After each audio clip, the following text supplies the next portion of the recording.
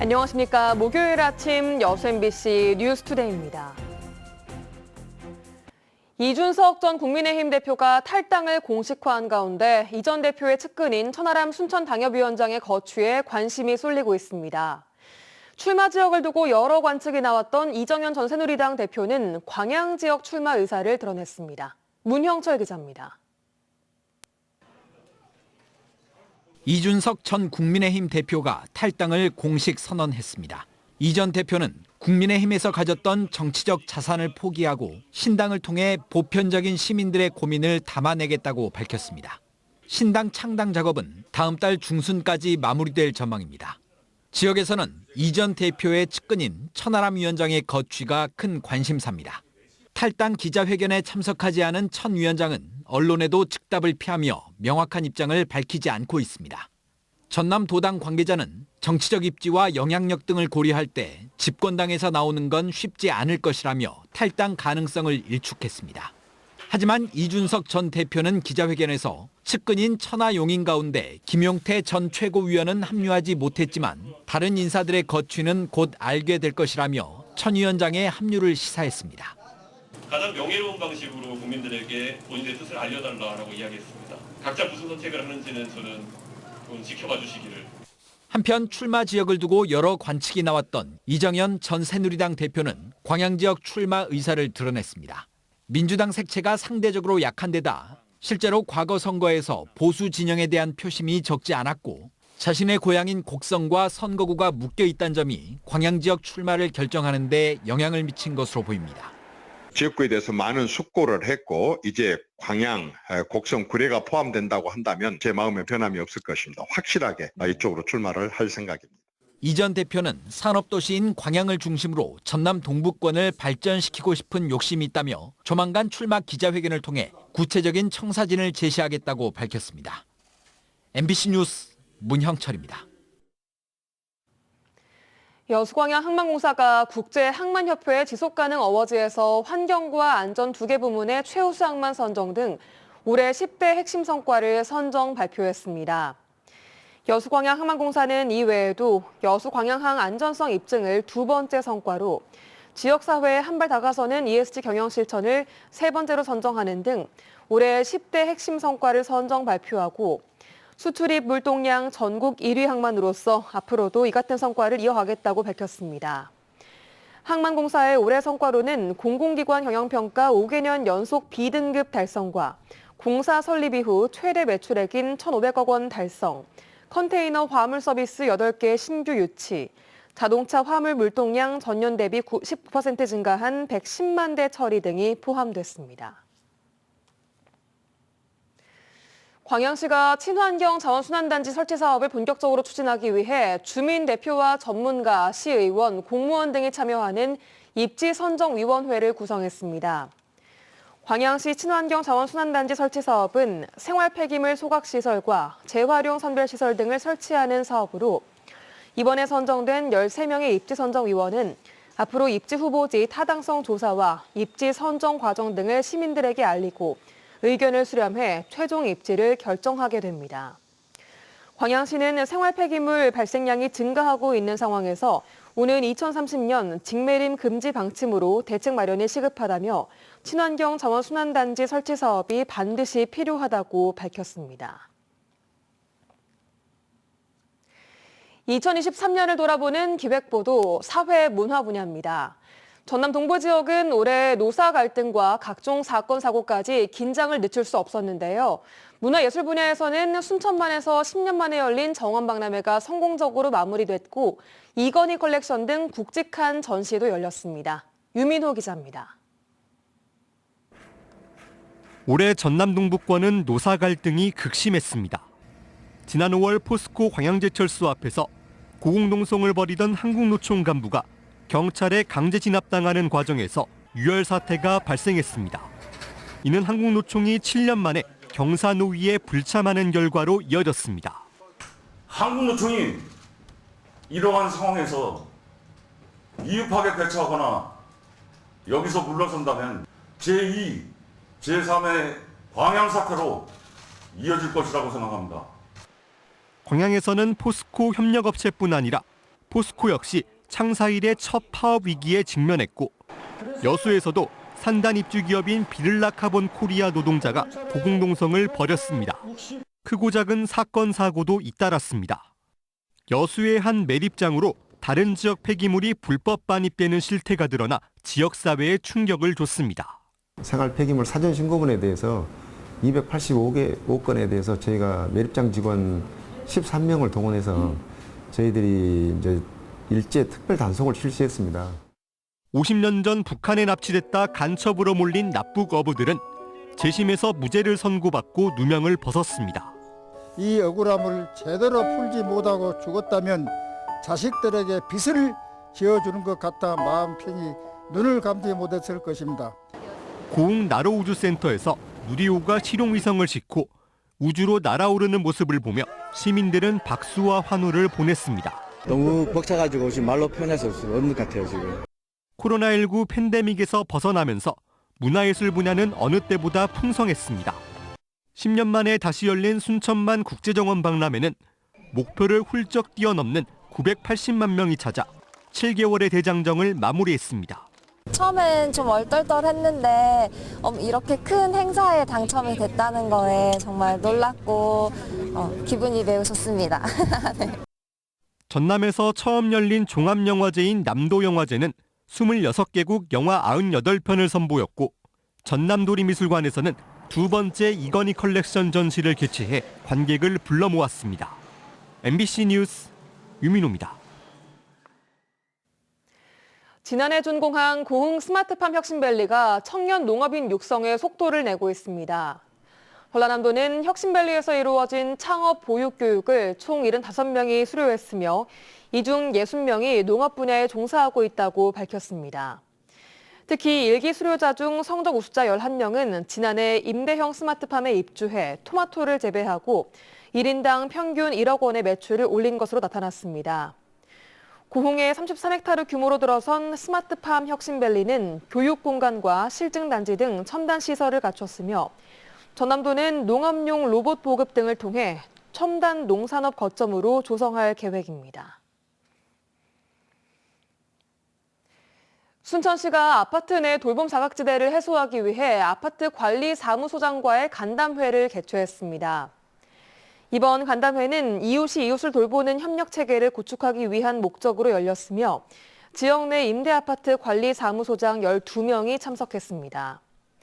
순천시는 고독사 위험자 발견 시 대응 매뉴얼을 교육했으며 특히 고지서와 택배 등이 장기간 쌓인 가구를 파악해 각 지역 행정복지센터에 알려달라고 당부했습니다.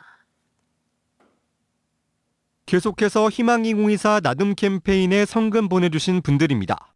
순천시 연양동 율산 에코지오 아파트 주민 1동 56만 4,590원, 여수시 중앙동 13통 주민 1동 31만 6천원, 대교동 여수정형외과 30만원, 대교동 8통 주민 19만원, 순천시 도사동 꽃집 꽃순이를 아시나요 13만 3,900원, 여수시 중앙동 대림전기 10만원, 여수중부 새마을금고 교동지점 10만원, 여수시 중앙동 13통 통장 김성종 10만원, 대교동 기아오토큐 봉산점 박주호 10만원, 대교동 선어중매인 14호 10만원, 여수시 대교동 곡성소주방 5만원, 3통 최기석 5만원, 3통 최수미 5만원, 3통 박형수 5만원, 태양전기조명 5만원, 여수시 대교동 석천식당 5만원, 진통 뼈사랑 5만원, 3통 경로당 회원 3만원, 정미용실 2만원, 그린 세탁소 양일훈 2만원, 여수시 대교동 왕궁 이남진 2만원, 3통 유경에 2만원, 한 번 먹고 또 2만원,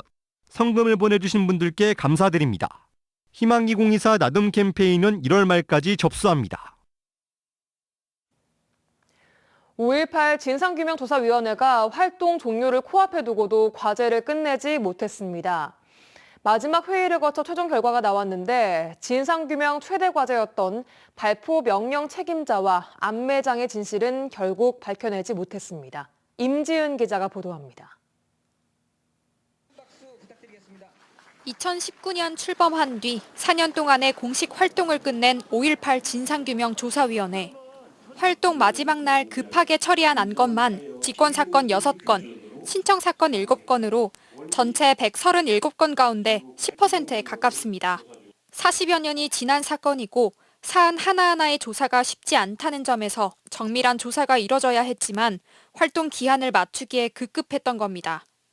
4년의 시간이 지났지만 은폐된 진실을 밝히겠다는 조사회의 약속은 결국 지켜지지 못했습니다. 우선 진상규명의 가장 큰 과제였던 전남도청 앞 집단 발포의 책임자를 밝히는 데 실패했습니다. 올해 초까지만 하더라도 다른 것은 몰라도 발포 명령자를 규명하는 데는 자신감을 보였던 진상조사위였습니다. 사령관으로 들어가면 보고 내용을 다 이미 알고 있고 그래서 당혹스러웠고 짜증났었다 이런 표현이 돼 있어요. 그렇기 때문에 이미 별도의 이 보고 라인과 지휘 라인이 있었다라고 추정해 볼 수 있는 대목입니다. 여러 정황들이 전두환을 가리키고 있다고 자신했지만 결국 확실한 책임자를 밝혀내지 못하면서 진상규명 불능 결정을 내고 말았습니다. 5.18 진상규명의 또 다른 과제인 안매장과 관련한 진실도 밝혀내지 못했습니다. 계엄군이 지목한 51개 장소에서 9개의 무연고 유해를 발굴했지만 행방불명자 가족과 일치된 유전자는 없었고 광주시 등에서 조사 권한을 넘겨받은 추정지에서도 아무런 유해를 발굴하지 못했습니다. 5월 24일 벌어진 송암동 5인 사격 당시에도 헬기 사격을 목격했다는 계엄군의 진술이 있었지만 이를 뒷받침할 증거가 부족해 진상규명을 단정짓지 못했습니다. 수십 년의 한으로 남은 과제가 해결될 수 있을지 기대를 모았던 시민들은 실망을 감추지 못했습니다. 요즘 이제 영화 나와가지고 되게 관심 많으시잖아요. 국민들이 밝혀내고 싶지만 이미 은폐됐다거나 아니면 이게 감춰진 부분들이 너무 많다 보니까. 특히 이번 진상조사위원회가 정부 차원에서 할 수 있는 마지막 조사였다는 점에서 광주 시민들의 실망감은 너무나 큽니다. 안타까운 것 같아요. 많은 분들이 좀 희생을 하셨는데 거기에 대해서 아직 밝혀진 게 없으니까. 공수부대원의 사죄를 이끌어내고 무명열사 5명 중 3명의 신원을 확인한 성과도 있었지만 결국 용두사미로 끝나버린 5.18 조사위. 그 많은 예산과 인력, 시간을 들였음에도 도대체 무엇을 한 것인지 책임론은 불가피할 것으로 보입니다. MBC 뉴스 임지은입니다.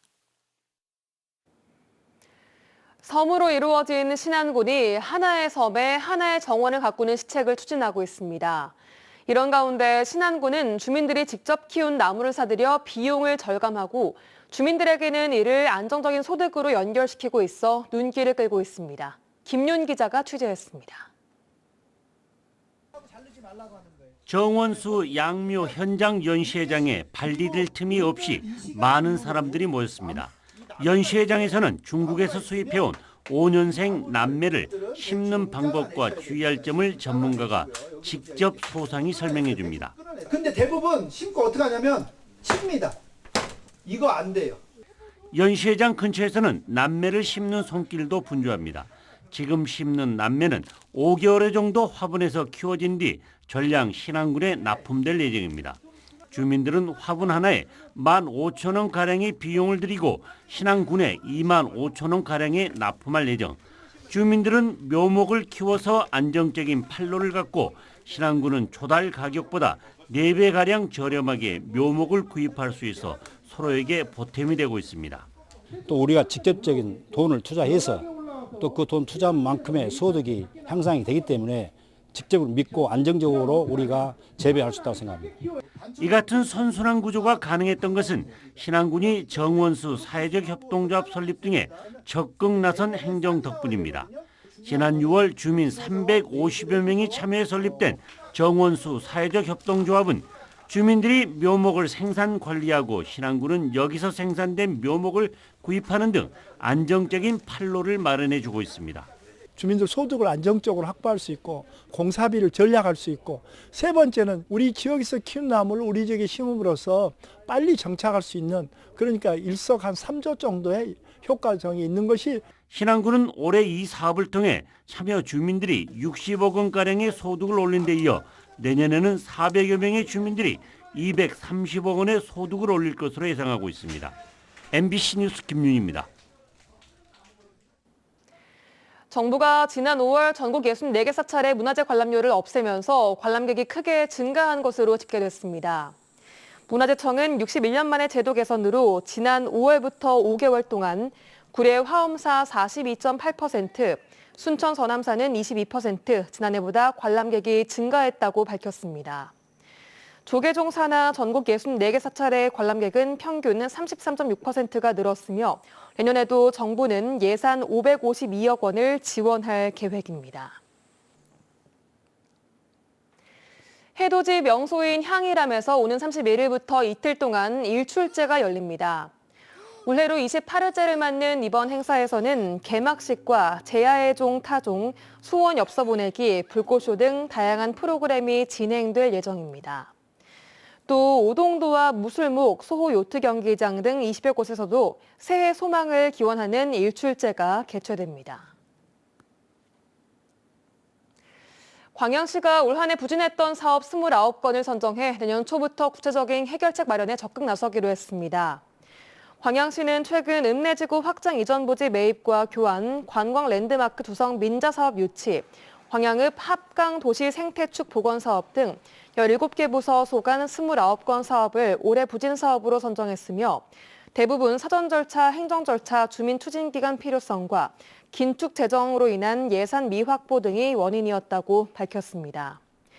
정인화 시장은 이에 대해서 사업의 필요성이 있다면 보다 적극적으로 추진해야 한다며 협의가 필요한 사업이나 국도비 등 예산 확보가 필요한 사업 등은 직접 다니면서 해결하는 노력을 기울여달라고 당부했습니다.